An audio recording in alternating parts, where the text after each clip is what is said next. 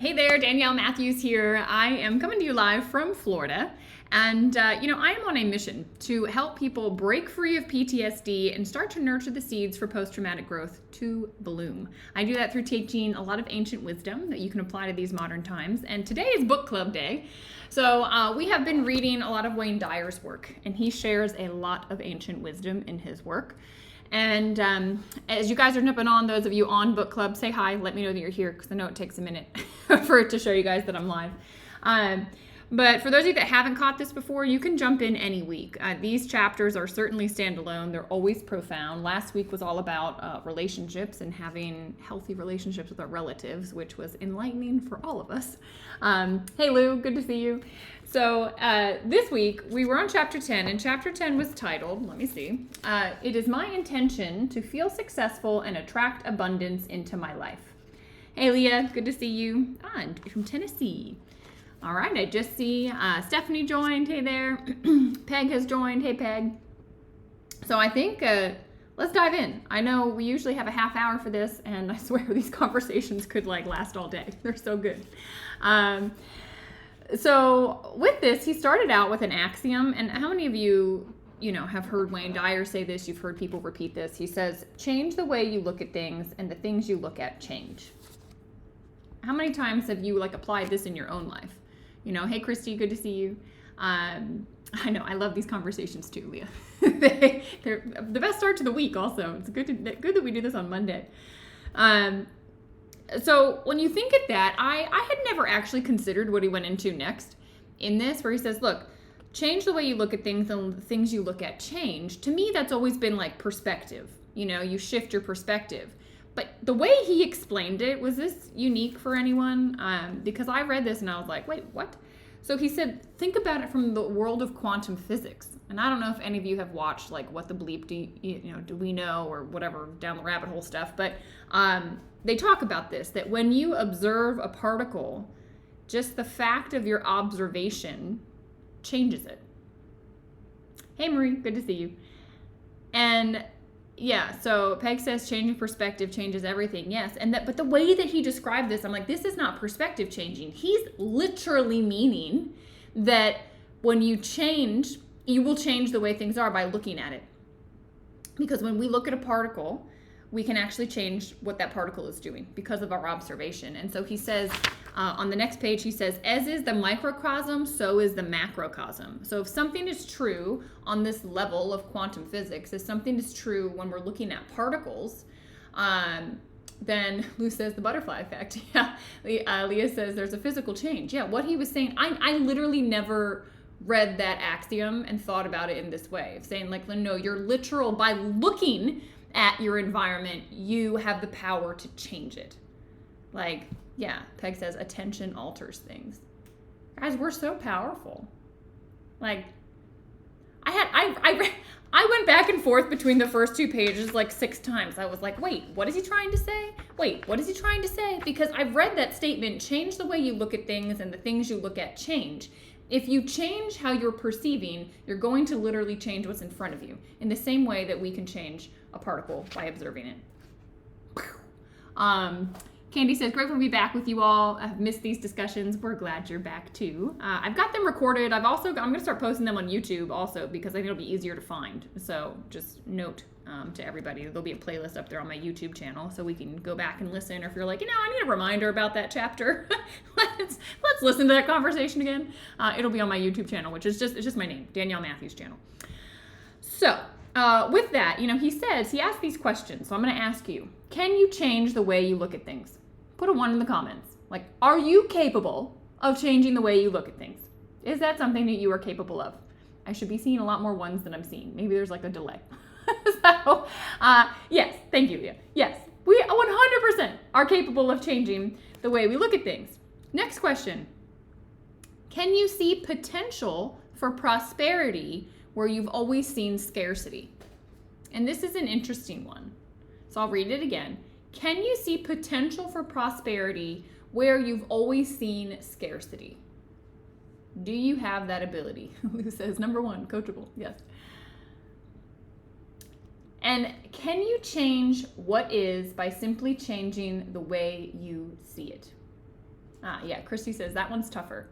It is, because I think there's a lot of scarcity that has been built into us. I think some of it is intentional. I think some of it is just the result, honestly, of the fact that fear sells, and in the media and things online, like stuff that grabs our attention, is more scarcity mindset stuff, because it plays on our ego, which is in a state of fear a lot of time because it's trying to keep us safe, and it plays on that. And so this question of, well, can you switch? Can you see prosperity where before you all you saw was scarcity? It's important to realize, stop giving yourself the data that is pointing to scarcity and start giving yourself the data that's pointing to prosperity.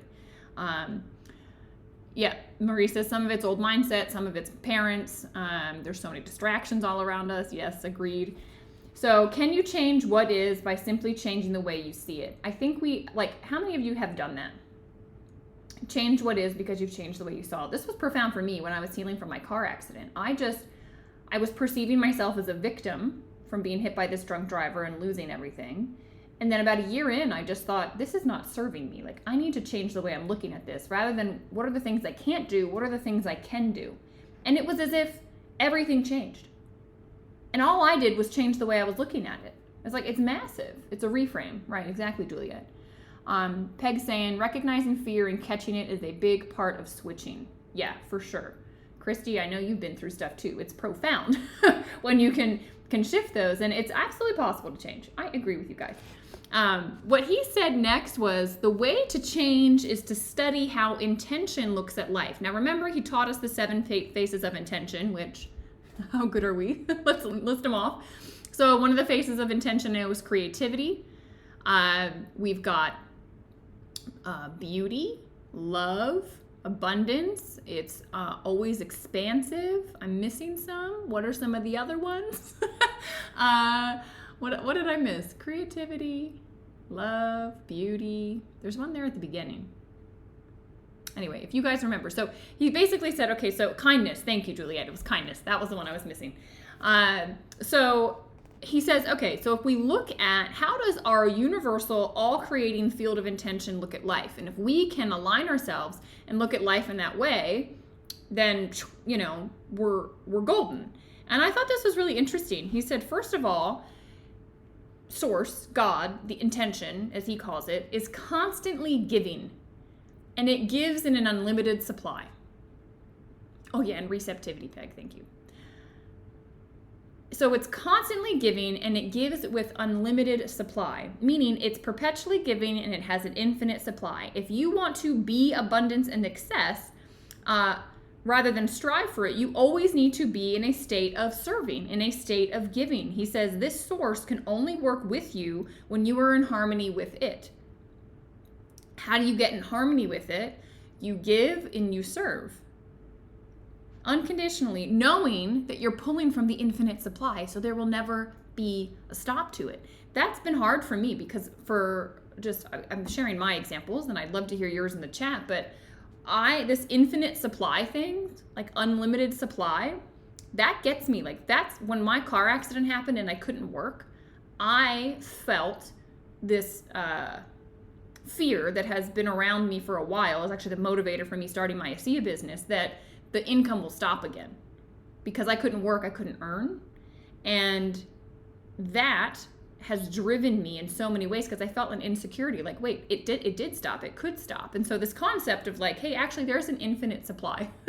I've had to really check myself on, because my lived experience kept telling me no, it can stop. No, it can shut off. No, you need to do more so that doesn't happen again. And it was a good driver to start my business, but I think for me, that I know is one of my limiting kind of beliefs that gets in there. And I'm no, we got to reprogram that sucker. So every time it comes in, I'm cut it off.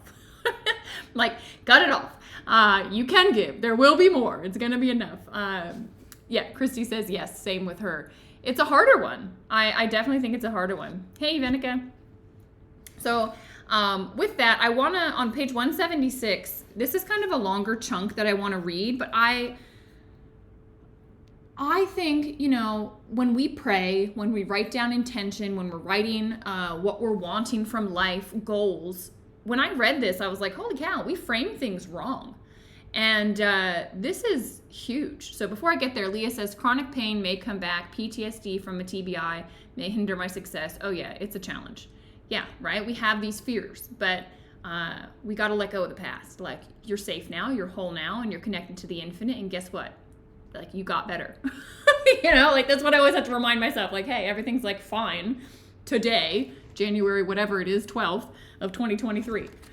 So he says, a message to the field of intention that says, please send me money, is interpreted as seeing yourself in a state of scarcity. Right? How many times have you asked something like that? Please send me this. Please, I need this. I want more money. He says this source has no concept of scarcity. It doesn't even know what not having enough money means because it has an infinite supply and it's always giving. He says, thus, its response back to you, this is key, its response back to you is, here's a state of needing more money because that's how you think. And I'm the mind with which you think. So here's more of what you don't want and don't have. Do you get how big that is? Like, if you're constantly saying, I want, you are going to be in the space of always wanting, because it's like, oh, you want to be in this space of wanting. Wow.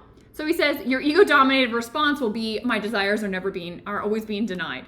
But the real truth is, the universal source knows only abundance and it knows only giving, and will respond with money flowing to you if you set your intention like this. I have enough money, and I allow what I already have enough of to flow to me. Coming from the space of it already is. I already have it because I am connected to the infinite, because that is me and my nature. All of this is already mine. And so therefore, I already have it, and now it's going to flow to me. So I'll read it again. He says, I have enough money, and I allow what I already have enough of to flow to me. It's a huge reframe. Absolutely huge reframe. So, says Instagram says it keeps stopping. Maybe join me on Facebook. Facebook seems to be flowing fine, or it might be your connection. I'm not sure. So change the words out of your mouth and everything changes. He says this might sound like mumbo jumbo, but it's not mumbo jumbo. It's everything. So any comments on that? I mean, I don't know. Think about how you write, if you write down statements of what you're wanting or what you're desiring, what that looks like for you. And are you coming from a wanting space or already from the space of having it, right? Beginning with the end in mind. It's huge. Hopefully this hasn't stopped. You all are still there? Yes. Okay. It seems to be up now. Okay, good. Okay, wonderful. All right. The next thing he talked about, and I thought, wow, this is true, and I've never considered this. If the infinite source is always giving and it has an infinite supply, yes, exactly, Lou. See yourself successful first. He says, if it's always giving forth in an endless stream of abundance, somehow there must be resistance to allowing it to come into your life if you're experiencing any shortages or scarcity in any way. Isn't that interesting? Like, well, if that is the truth, if that is the nature of things, if that is the nature of intention of our source, that it's infinite and it's always giving and there's just no end to its giving, how come we're not on the receiving end of that? Like, where's the breakdown? Okay, because he says, like, if that's truth, then there has to be some resistance, and the resistance is within us. So he says, when the frequency with which you're vibrating is in contradiction with the frequency of the universal supply, you create a resistance, thereby inhibiting that flow of abundance into your life space. Your individual vibrations are the key to understanding the art of allowing, meaning your thoughts and your feelings, because your thoughts dictate the energy that you hold. They dictate the feelings that you're having. They dictate the vibrational space that you're holding. And if you're vibrating in fear, in resentment, in anger, in frustration, you are not in harmony with abundance and giving. Like, you miss it. You're literally like, everything's right there, and you're down here going, where is it? And this isn't fair. But if you just let go of that, bing, you're up there. Amazing. Peg says, yes, stepping out of the space of lack and limitation. Absolutely. Leah says, this is confirmation to yesterday's sermon. Mission possible. I like it. Absolutely. She says, awfulizing is resting and resisting and stops goodness. Yeah. Yeah, just it's amazing what we do in our own head. And he said also then on page 178, he gets into like, well, we start to validate these feelings of frustration and scarcity and there's not enough and whatever because we find things to prove that point. Like we watch the evening news or we look at these headlines and we see people that didn't make it, in the network marketing space, right? Because I know a lot of you from the network marketing space. And there's all of these people saying, oh, no one makes it in this industry. That's impossible, blah, blah, blah. Like if you pull on that, you're going to stay in that vibration. Rather say, well, no, there are people that made it. I'm going to look at them and I'm only going to hold them in my mind. Like for me, I have a very successful upline. Since I started, I was like, all these people are making 6 figures in this business. It works. I need to go figure out how to make it work, and I've always held that in my mind of like, well, success is possible, and I'm getting myself there. Juliet says, get rid of the concept of shortages because God hasn't got a clue about such things. Yep, I love this quote too. The creative source reacts to your belief in shortages with a fulfillment of your belief. And when you realize this, you're like, oh, I'm getting what I'm wishing. Got it. But it's weird because you have to break your mind of this and you have to go, no, like don't use what's currently in front of you as validation for what is. Think about what is possible and that will be. It's coming from the end, right? It's a change in your mind, but you can do it. I promise you can do it. He also says abundance, detachment, and your feelings. This is page 179. You have to avoid becoming attached to and hoarding what shows up in your life. Because that, my friends, is your ego. The ego starts to love its possessions. It starts to really enjoy the income. It starts to do all of these things with it. And if it goes, the ego will flip out. And the ego might start to hoard. So be careful, he says. While it's crucial for you to have a firm vibrational matchup with the all-creating abundance of intention, it's also just as crucial for you to know that you can't hang on to it and own any of the abundance that will be coming your way. This is because the you that would like to hang on to it and become attached to your success and your wealth is not really you. It's that troublesome ego of yours. So you've got to keep it in check, right? We watch people, right? I really appreciate people that have done well in life and are incredibly humble because they didn't let their ego ride the wave with them and become obsessed with the power, the money, etc. They stayed in their heart, knowing like, wow, this came and let it flow through me and I'm grateful for it and I'm going to also give it. Hoarding was an interesting concept. Yeah, right? I think so, Charlotte. And I've seen it. I had this problem, like just honest. After my accident, I was really nervous to spend any money I was making because I was like, oh my God, there's not going to be enough again. Like I need to just keep it. And it's like, think about like damming a lake, or damming a river, and creating like a lake, like Lake Powell. Water is energy. Money is energy. And if you hoard it, you stagnate it, you don't let it flow, like eventually you've got a problem here because as it flows to you, it should flow through you. And if you have a river, like it's never ending. It's always going to keep flowing. Versus if you think, oh, there's a limited supply, I need to like block it in here and hoard it in here. It's a very different energy. And I had this problem. Right? I had to realize like, oh, I'm like stagnating everything because I'm like, scared. But once I like start spending money, start giving, it's amazing. You give, it pops in. You spend some, more comes. It's like when you're in the flow, that's how it is and that's how it's meant to be. Leah says, I don't need any more stagnation. Hey, Satnam. Flow, river, flow. I agree with you, Lou. I agree with you. He says, detach yourself from the things you desire and allow them to flow to you, and just as importantly, flow through you, right? So imagine it like a river. I think that's really important. And anything else on that? I'm just looking. No. All right.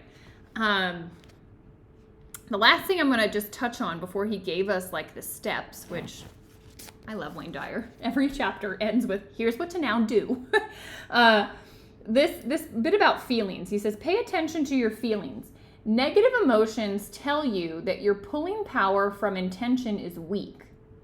So So just do a check right now. Like, where's your emotional space? If it's negative, then your ability to do this is going to be weak. He says, or even non-existent. But positive emotions tell you that you're connecting to and accessing the power of intention. And you're in a space then that you can more easily manifest. You can more easily draw in what it is that you're wanting. He says, concerning abundance, one of the most effective ways to increase your pulling power, this was maybe my favorite bit from the whole chapter. He says, one of the best ways to increase your pulling power is to take the focus off of the dollars. Like, how many of you, I'm guilty of this. I coach hundreds of people and I'm always like, what's your dollar amount? What do you want to make? What do you want to earn? What are you doing in business? What's our goal? Where's the target? What are we aiming at? How much per month? How much per week? I dollarize it. And he says, no, take your eye off the dollar amount. Guilty, Leah says. Yeah, I'm guilty too. And place it on creating abundant friendship, security, happiness, health, and high energy. So rather than saying, hey, I'm going for $5,000 a month, I'm going for $10,000 a month, I'm going for 100 new friendships, I'm going for being the most high energy person in the room, I am going for having the best health, I am going for constant happiness, I am going for this feeling of security. And that, he says, changes things. And it makes sense, right? Because that's ego versus heart.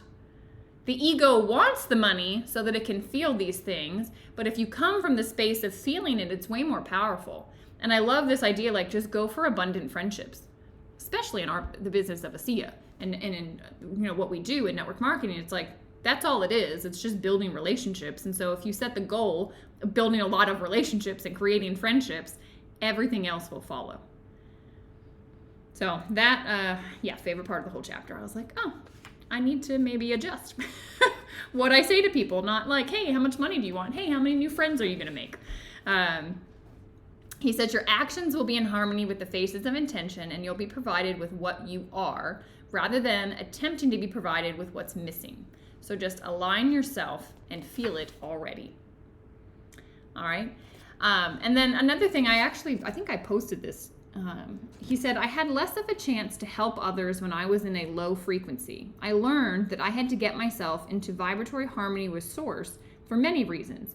He's basically saying he realized that, he couldn't eradicate hunger or make a difference in peace in the world or do all these things the world he saw needed if he didn't have abundance.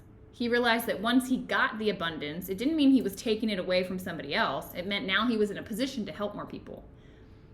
And I think that's key. I think some people feel like guilt around earning money, or they think, being rich is evil. No, it just amplifies who you are. It's just like power. We watch politicians, other people, they get into power. Well, you see who somebody really is when they get into a position of power and how they use it. It just amplifies who they are. It's the same thing with money. You see somebody that starts to earn a lot of money, what happens? Well, it just amplifies who they already are. So if they're already a jerk, they're going to be a jerk. If they're already a giver, they're going to be able to give even more. And that's what he says. Look, if you understand that these lower frequencies, you cannot serve humanity. If you come at a higher frequency and you create abundance for yourself, you can serve a lot more people. Hey, Stephanie. Charlotte's saying, I like this idea. It feels better. I agree. I totally agree. So in the last few minutes, he basically just gave us the playbook. This is why Wayne Dyer's the best. He tells us the 10 steps in order to create success and attract abundance into our life. And the first thing he says is see the world already as abundant, as providing, as a friendly place. You'll see a world that wants you to be successful and abundant rather than one that conspires against you. And I would say check your inputs. What are you putting in? Who are you hanging around? What are you watching? What are you reading? What are you looking at on the internet? Because all of these different inputs are shaping the way you're viewing the world. And if you're not careful, a lot of the stuff out there is going to make you think that the world, there is scarcity and that there are problems and that there are issues, globally. It's going to freak you out. But if you instead surround yourself with the people that are saying, no, it's not that your head is in the sand. It's just we realize we're connected to an infinite source that will always give and always provide what's needed. And if stuff is here, it's meant to be here. So let's not question it. And you will then see a world that's, going to align with you and help you. The second thing, this was my favorite. He says, affirm I attract success and abundance into my life because that is who I am. Abundance and success aren't out there waiting to show up for you. You already have it. This hit me really hard. I have always thought, oh, abundance is a thing out there I have to go get.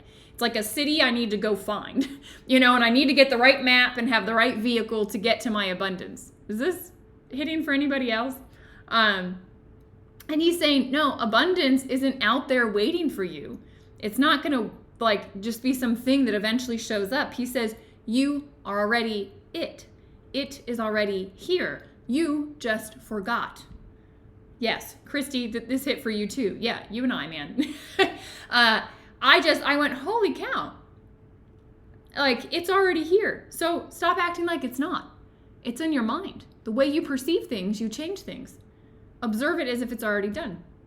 It's already here because it is true. If you realize you are that source, then of course, you're already infinitely able to give and you have that abundance. So I was like, I could stop right at step 2. Step 2 did it for me. But he goes on. He says, step 3, state an attitude of allowing, meaning ignore efforts by others to dissuade you. Don't rely on your previous ego-oriented beliefs, as Marie was saying, of the parents, of news, of everything else, about abundance being part of or not part of your life. He said, replace these thoughts by simply knowing that you and your source are one and the same. If you are one and the same, Leah loves step 3. Yeah, if you realize that you are one and the same, then you will constantly be in a space of allowing because you realize, well, I already am that. All right, there's a saying in yoga, soham, I am that I am. It's like a mantra breath that we do. I'll be sharing more about that on some of my lives, but it's huge to realize, yeah, that is what I am. And to remind ourselves of that. Allowing is big for you, Charlotte. Yeah. How many found themselves in this chapter? It's like, oh, there's my problem. I found myself. Step 4, he says, use your present moments to activate thoughts that are in harmony with the 7 phases of intention. Juliet told me this weekend when I saw her that she's been doing this. She's literally throughout the day, I don't know if she said she had a reminder on her phone or you can put it in the chat, Juliet, but she said she was literally moment to moment throughout her day bringing these phases of intention. Am I being creative right now? Am I being kind right now? Am I creating beauty right now? Am I being loving right now? Am I being receptive right now? Right? Lou says, maybe do a meditation on this truth. Yeah, maybe we should do another meditation. It's a good idea. He says, wanting to feel good is synonymous with wanting to feel God. Remember, God is good and all that God has created is good. I love that. Yes, namaste, Peg. Agreed. Step 5, initiate actions that support your feelings of abundance and success. I didn't know what he meant by that. I was like, what does he mean by actions? Like, what am I supposed to be doing? And then he gave a bunch of examples. So let's pick one of these and do it this week. He says, an example of an action that will initiate supporting your feelings of abundance and success. Number 1, speak to strangers with passion in your voice. So just show up and have a passionate conversation. Yep. He says, answer the telephone in an inspired way. Just you can tell when you get on the phone with somebody and they're cheerful, and you can tell the people that are just dead and hate their job. All right, be the one that answers inspired. He says, do a job interview from the place of confidence and joy. For those of you in ASEA, in network marketing, I would say show up and have a conversation with confidence and joy. You will attract people to you. He says, read the books that mysteriously show up. Hello. This one mysteriously showed up in our world. And he says, and pay close attention to conversations that seem to indicate you're being called to something new. Juliet says, if I feel my vibration drop, I stop and remind myself of the 7 phases of intention. Yeah, that's great to do. All right, number 6, remember that your prosperity and success will benefit others and that no one lacks abundance because you've opted for it. The more you partake of the universal generosity, the more you'll have to share with others. It will amplify you, and I know that you will continue to give. Number 7 is just monitor your emotions as a guidance system for your connection to universal mind of intention. And don't judge yourself. If you find yourself in a low state, it's like, okay, what can I do to get myself out of this? Like Juliet's saying, I'm dropped. All right, how do I get myself back? Go do something kind. Easiest thing to do. He says, become as generous to the world with your abundance as the field of intention is to you. Whoa, whoa, whoa, whoa, whoa, whoa, whoa. He says, don't stop the flow of abundant energy by hoarding or owning what you receive. Keep it moving. As you, he says, use your prosperity in the service of others and for causes greater than your ego. The more you practice detachment, the more you'll stay in a vibratory harmony with the all-giving source of everything. Incredible. As it comes, let it go. Be detached, give, be in service to others, and more will flow. It's so beautiful. He says, number 9, devote the necessary time to meditate on the spirit within as the source of your success and abundance. Yes, I hope all of you are finding time to meditate. Stephanie, I love that too. Yeah, that's why I read the whole thing. I was like, step 8 is wonderful. And then the last one, develop an attitude of gratitude for all that manifests into your life. Even the darkest days of your life are to be looked on with gratitude. Everything coming from source is on purpose. And that, guys, is how, when I hear things going on in the world, in the news, whatever, I just know, like, there's a purpose behind it. This is why I keep, the yin-yang behind me, because I know there's dark and light. That's what this world is. And we need to not have preference. That gets us into duality. We need to just be with what is, knowing, hey, the dark times flow into the light times. And in the dark times is typically when we go inward, when we work on our strength, ourselves, our roots. And then in the light, we can become more. It shifts and transforms us. So I hope that this chapter hit you as hard as it hit me. They just keep getting better. Juliet says, I practiced japa yesterday. Wayne Dyer has meditation on YouTube. Will you put that in our Telegram chat, Juliet? That would be wonderful if you could grab that meditation and put it there. I would love to see. He's mentioned that japa meditation a couple of times, and I've never done it, so I would like to do it. All right, we are at time. So next up is chapter 11, page 187 to page 200, and it is my intention to live a stress-free, tranquil life.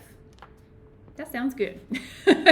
So we will be discussing that next week, and I appreciate you all. This was such a great chapter. I agree. Leah says, since this book club started, life has provided so many opportunities. I loved this chapter. Yes. Yeah, it's been amazing. I know. I've been on like a high also. It's like, I'm grateful for each of you. I think we've created a beautiful energy space here. So Juliet, we will look out for that japa meditation. And I appreciate each of you. Thanks for spending time together and making this a vibrant conversation and discussion. And I will see you guys next week, if not before. All right, lots of love.